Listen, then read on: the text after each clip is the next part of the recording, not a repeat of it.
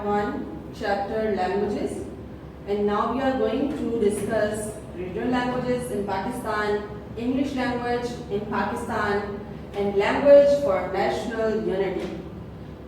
इन topics में हमें ये डिस्कस करना है कि हमारी रीजनल लैंग्वेजेस जो हैं वो कहाँ कहाँ बोली जाती हैं और उसमें प्रोग्रेस कैसे आई थी, और इसके अलावा इंग्लिश लैंग्वेज की वैल्यू क्या है पाकिस्तान के अंदर इस वक्त भी, and languages for national unity, और किसी भी लैंग्वेज की जो इम्पोर्टेंस होती है वो कहीं किसी भी मुल्क में यूनिटी में कितना वाइटल रोल होता है किसी भी लैंग्वेज का, यानी वो लैंग्वेज क्या रोल प्ले करती है किसी भी कंट्री की यूनिटी में. So let's start the first page. Regional languages of Pakistan. अभी थोड़ी देर पहले भी हमने ये डिस्कस की थी बात रीजनल लैंग्वेजेस के हवाले से कि हमारे मुल्क में जो है वो 4 रीजनल लैंग्वेजेस हैं जो बहुत फेमस हैं और डिफरेंट प्रोविंस में जो है वो बोली जाती हैं. So there are 4 main languages spoken in Pakistan, और वो कौन सी हैं? Sindhi, Punjabi, Balochi and Persian. So first of all, we will discuss about Sindhi language. Sindhi is spoken in the province of Sindh. Definitely Sindhi बोली जाती है. In 1712 AD, when Sindh was conquered by Muhammad bin Qasim, who was Arab general. Actually वो अरब के general थे और उन्होंने सिंध को फतह किया था 712 में.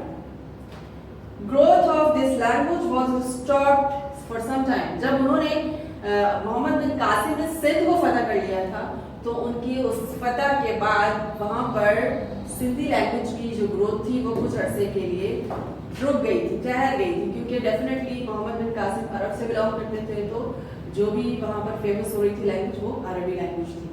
Move to the next page. After the weakening of the Arab empire, लेकिन जब वो अरब सल्तनत जो थी वो वीक पड़ गई थी, Sindhi progressed again and become the first local language into which the Quran was translated. जब अरब सल्तनत जो थी वो कमजोर पड़ गई थी तो सिंधी ने दोबारा अपनी तरक्की का आगाज किया था और वो एक बहुत ही इम्पोर्टेंट लैंग्वेज बन गई थी सिंध की.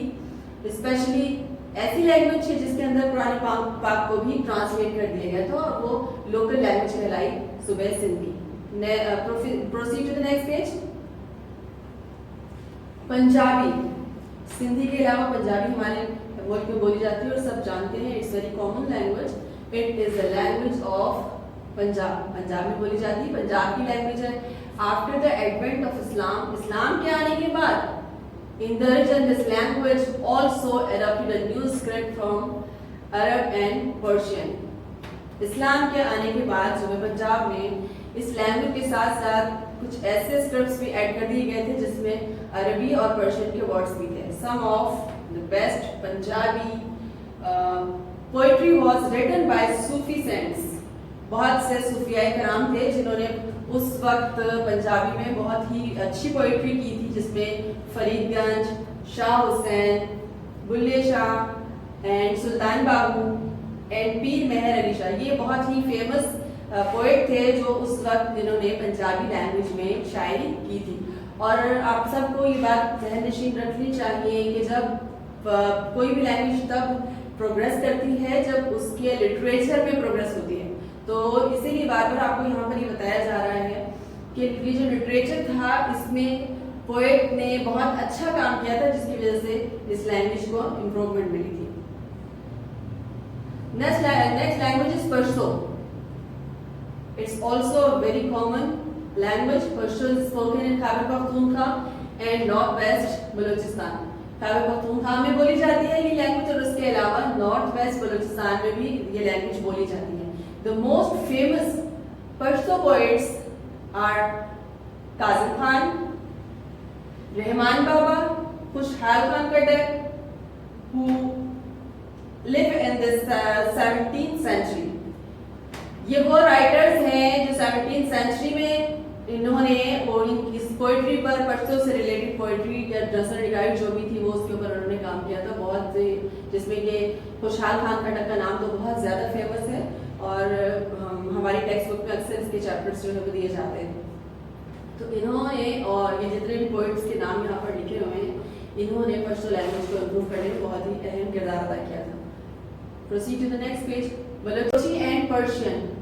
Balochi is the provincial language of Balochistan. Persian, Pashto, Brahmi and Sindhi are spoken in this province. Balochistan के अंदर बलोची बोली जाती है, इसके अलावा वहाँ पर पर्शियन भी बोली जाती है, पश्तो, ब्राह्मी एंड सिंधी, ये वो लैंग्वेजेस हैं जो इस एरिया में बोली जाती हैं। Balochi is closely related to some of the local languages of Iran. Iran की कुछ लोकल लैंग्वेजेस से जो है बहुत ज्यादा क्लोज है ये बलोची लैंग्वेज। क्यों? Because the Balochi tribes originally migrated from there, क्योंकि जो बलोच ट्राइब्स हैं, जो बलोच कबीले हैं, वो ज्यादातर ईरान से माइग्रेट करके आए हुए हैं। इसी वजह से यहाँ पर पर्शियन लैंग्वेज का भी आपको रंग नजर आता है। Balochi language developed very slowly. इस लैंग्वेज ने जो तरक्की की है वो बहुत, उसकी रफ्तार जो है वो बहुत सुस्त रही है। Mainly because the writers in that area found it easier to write in Persian, which was more widely understood.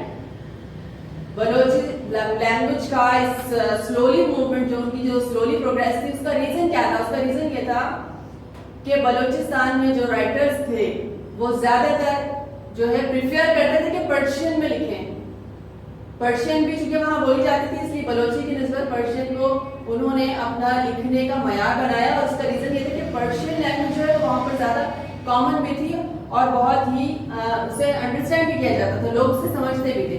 इसलिए राइटर के लिए ज्यादा इजी रहा कि वो पर्शियन लैंग्वेज का इंतखाब करें। और पर्शियन लैंग्वेज की वजह से हुआ ये कि बलोची लैंग्वेज जो थी वो रफ्तार में पीछे रह गई थी। Move to the next page. Okay, Balochistan में जो शुरात हैं उनमें गुलफान Naseer, whose first collection of poems was published in 1954। वहाँ पर बेसिकली ज्यादा राइटर नहीं गुजरे हैं, क्योंकि बलोची के बारे में अभी आपको इस पैसेज में बताया गया कि बलोची जो थी वो इतनी ज्यादा डेवलप नहीं हो सकी थी। तो जो फेमस उनके एक पोएट थे उनका नाम है गुलफान नसीर, और उन्होंने अपना जो पोएम्स का कलेक्शन था 1954 में उसको शाया किया था। Move to the next page. Okay guys, the English language in Pakistan. English की importance से हम सब बहुत अच्छे से वाकिफ हैं। क्यों? क्योंकि English is often seen as a foreign language in Pakistan since it was introduced by British rulers. जब ब्रिटिश हुक्मरान जब साउथ एशिया आए थे तो उस वक्त से ही इस लैंग्वेज को फॉरेन लैंग्वेज से समझा जाता है। लेकिन इस वक्त अगर देखा जाए तो हमारे मुल्क में सेकंड लैंग्वेज के तौर पर इसको यूज किया जा रहा है, बहुत इंपॉर्टेंट है। बहुत सारे हमारे जो ऐसे इदारे हैं जहाँ पर हम लोग इंग्लिश का इस्तेमाल करते हैं, जस्ट लाइक बैंक्स, ऑफिसेस, और आपने देखा होगा आपके घर के जो बिल होते हैं वो तक इंग्लिश में आ रहे होते हैं। तो ये इंग्लिश लैंग्वेज अगर हमारे लिए नेटिव लैंग्वेज नहीं है या हमारे लिए नेशनल लैंग्वेज नहीं है, ना ही हमारी फैमिली लैंग्वेज, इसके बावजूद हम जो है वो इंग्लिश को बहुत ज्यादा इंपॉर्टेंस देते हैं। ठीक है, सो however it is an important medium of communication in such fields as banking, commerce, air traffic, computers and so on। ये सारे वो इदारे हैं जहाँ पर इंग्लिश का इस्तेमाल किया जाता है। इसी वजह से इंग्लिश को एक बहुत ही इम्पोर्टेंट सोर्स तस्वुर किया जाता है, इम्पोर्टेंट मीडियम कहा जाता है, क्योंकि इंग्लिश एक ऐसा मीडियम है कि अगर आप किसी और कंट्री चले भी जाते हैं और वहां अगर आप उस मुल्क की जो नेटिव लैंग्वेज है वो अगर आप नहीं बोल सकते तो आप इंग्लिश को जो है कम्युनिकेशन के तौर पर यूज कर सकते हैं। यानी ये इतना बेहतरीन मीडियम है कम्युनिकेशन का कि आप वहां पर अपनी बात जो है वो इंग्लिश के थ्रू जो है वो दूसरों को बता सकते हैं। मोहम्मद अली जौहर ये एक बहुत ही फेमस पर्सनैलिटी है पाकिस्तान हिस्ट्री की, स्पेशली पाकिस्तान मूवमेंट की बहुत ज्यादा फेमस पर्सनैलिटी है। इन्होंने पाकिस्तान मूवमेंट में बहुत ही अहम किरदार अदा किया है उस दौर में, और ये वो पर्सनैलिटी है जिन्होंने इंग्लिश में राइटिंग की। One of the best leader of our freedom movement, यानी हमारी जो आज़ादी की मूवमेंट थी उसके बेहतरीन लीडर थे, and he was then among the best writer of English prose in this time. और अपने ज़माने के वो बेहतरीन राइटर रह चुके हैं और इंग्लिश में वो अपनी राइटिंग किया करते थे। Move to the next page. Languages for national unity. National unity किसी भी कंट्री में, किसी भी ग्रुप में, किसी भी कम्युनिटी में आप अगर इत्तेहाद लाना चाहते हो, यूनिटी लाना चाहते हो, तो लैंग्वेज ही वो एक मीडियम है जिसकी बेस पर आप किसी भी ग्रुप को गैदर कर सकते हैं। आपने कभी महसूस किया हो, अगर कभी आप किसी ऐसे इंसान से मिले कि जो आउट ऑफ कंट्री रहकर आया हो, मीन्स के फॉर एग्जाम्पल अगर आप यूएसए चले जाते हैं या आप कहीं फ्रांस चले जाते हैं, वहाँ आप फ्रेंच नहीं जानते हैं, तो फ्रेंच नहीं आती, लेकिन अगर वहाँ पर आपको आपकी ज़बान में बात करने वाला कोई इंसान मिल जाए तो आपकी मोहब्बत उस इंसान के लिए खुद ब खुद पैदा हो जाती है। हम बहुत ज़्यादा खुश हो जाते हैं कि हमारा हम वतन भी है और हमारा हम ज़ुबान भी है। तो ये चीज़ जो है वो उसकी और उसके दरमियान मोहब्बत क्रिएट करने के लिए बहुत ही अहम रोल अदा करती है। Languages plays a very vital role in any human community और ग्रुप, किसी भी इंसानी ग्रुप में, किसी भी इंसानी कम्युनिटी में, किसी भी कंट्री के अंदर जो है लैंग्वेज अगर होगी, सेम लैंग्वेज, एक पर्टिकुलर लैंग्वेज यूज हो रही है, तो वहाँ पर यूनिटी बरकरार रखी जा सकती है। It can be further emphasized that language and any human society are inseparable।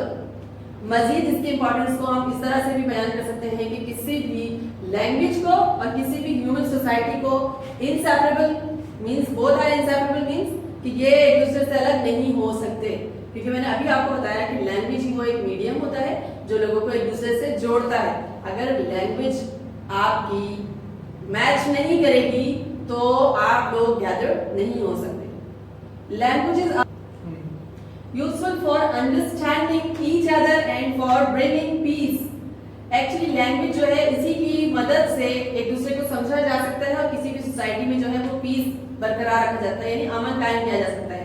Differences of language में be a cause of conflict. और जबानों का एक नाम होना जो है वो एक दूसरे से तनाज़ात का बायस बन सकता है, यानी आपके दरमियान तनाज़ात का मतलब होता है एक दूसरे से इख्तलाफ, और जब इख्तलाफ होने लगे तो जो है झगड़े तक बात पहुंच जाती है। तो लैंग्वेज वो मीडियम होता है जो आप में यूनिटी लाता है। अगर लैंग्वेजेस सेम नहीं होगी तो आप में यूनिटी का पैदा होना जो है वो बिल्कुल नामुमकिन है। An important point to remember is that no language is superior to others। ये बात बहुत ज्यादा जरूरी है समझना कि कोई भी लैंग्वेज जो है वो दूसरी लैंग्वेज से सुपीरियर नहीं होती है, यानी कि हर लैंग्वेज की अपनी एक खास अहमियत होती है। हम किसी एक लैंग्वेज को दूसरी लैंग्वेज से सुपीरियर या किसी लैंग्वेज को किसी दूसरी लैंग्वेज से इंफीरियर नहीं समझ सकते हैं। Proceed to the next page. We should not consider anyone inferior just because they do not speak the same language as we do। और इस बेस पर किसी को भी inferior यानी कि कमतर नहीं समझना चाहिए कि जितनी लैंग्वेजेस हम बोल सकते हैं सामने वाला नहीं बोल सकता है।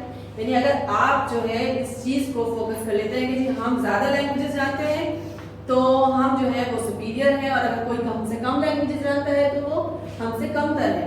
ये जो है ये बहुत ही रॉन्ग कंसेप्ट है, क्योंकि जो शख्स ये चीज हमारे लिए प्लस पॉइंट भी हो सकती है कि जो हम ज्यादा लैंग्वेजेस जानते हैं तो ये हमारे लिए प्लस पॉइंट है, क्योंकि लैंग्वेज डिफरेंट लैंग्वेजेस जो है उसमें डिफरेंट काइंड्स ऑफ नॉलेज मिलती है हमें। हर लैंग्वेज में एक खास किस्म की नॉलेज होती है। तो अगर हम if we are blessed with many languages, अगर हमें मालूम है कि हम ज्यादा लैंग्वेज जानते हैं तो इसका मतलब ये है कि हम ज्यादा सोर्स ऑफ इंफॉर्मेशन गेन कर सकते हैं। इसलिए इस बेस पर किसी और को इंफीरियर समझना जो है वो एक बहुत ही रॉन्ग कंसेप्ट है। Okay guys, this all about your chapter. आपने इस चैप्टर के बाद ये स्लाइड्स के थ्रू तो मैंने आपको सारे इंपॉर्टेंट पॉइंट्स जो है वो बता दिए हैं इस चैप्टर से रिलेटेड, लेकिन आपने क्या करना, आपने इस चैप्टर को रीड आउट करना है घर पर, बार बार कीजिएगा, इस चैप्टर को रीडिंग कीजिएगा, और अगर आपको कोई चीज समझ में नहीं आएगी तो आप इस वीडियो को दोबारा देख लीजिएगा, क्योंकि यही वाले जितने भी पॉइंट्स इस चैप्टर में दिए गए हैं, ये चैप्टर आपके बुक पेज नंबर 6 पर दिया हुआ है। तो जितने भी पॉइंट्स आपको इस चैप्टर में दिए गए हैं वो सारे मैंने यहाँ पर एक्सप्लेन कर दिए हैं। तो आप अब इसकी रीडिंग कीजिएगा ताकि मजीद जो है अंडरस्टैंड करें आप इस चैप्टर को। और इसके अलावा वही सेम चीजें हैं, सेम पैटर्न है काम करने का। आपने जो है हार्ड कॉपी लेनी है हेड ऑफिस से, और उसमें जितनी भी एक्सरसाइज होंगी, वर्ड्स मीनिंग्स होंगे, क्वेश्चन आंसर्स यानी कि शॉर्ट आंसर्स क्वेश्चन और डिटेल्ड आंसर्स क्वेश्चन को आपने कॉपी में करने हैं, और जितनी भी उससे रिलेटेड नीचे एक्सरसाइजेस दी हुई हैं बुक पेज नंबर 11 पर वो भी करनी है। लास्ट में यहाँ पर 2 प्रोजेक्ट दिए हुए हैं जिसमें से आपको एक प्रोजेक्ट करना है, make a list of famous writer of Urdu and there important work, यानी उर्दू के फेमस राइटर के नाम आपने लिखने हैं। उस लिस्ट किस चीज की बनानी है, वो फेमस राइटर के नाम लिखने हैं और उन फेमस राइटर्स ने जो भी इंपॉर्टेंट बुक, कोई भी फेमस बुक जो होगी उनकी, उसके सामने आपको उसका वो नाम लिखना है। इसके लिए आपको उस हार्ड कॉपी के साथ एक वर्कशीट दी जाती है जिसके ऊपर एक्टिविटी लिखा हुआ होता है। तो आपने ये लिस्ट जो है वो उस पेज पे बनानी है और जब अपना कॉपी वर्क आप कंप्लीट कर लें तो उसी के एंड पर आपने ये लिस्ट जो होगी या ये जो पेज होगा वो आपने पेस्ट करना है। इसके अलावा मैंने कॉपीज चेक की थी आप लोगों की बेटा, लेकिन उसके अंदर बहुत से स्टूडेंट्स ऐसे थे जिन्होंने इंडेक्स मेंटेन नहीं किया हुआ था और आपको बार बार की बात समझाई जाती है कि इंडेक्स मेंटेन करना बहुत जरूरी है। बहुत सी वीडियोस भी अपलोड की जा चुकी हैं यूट्यूब पर कि आपने कॉपी कैसे मेंटेन करनी है, तो काइंडली उसको आप देखिए और इंस्ट्रक्शंस को फॉलो करें। Okay ji, thank you.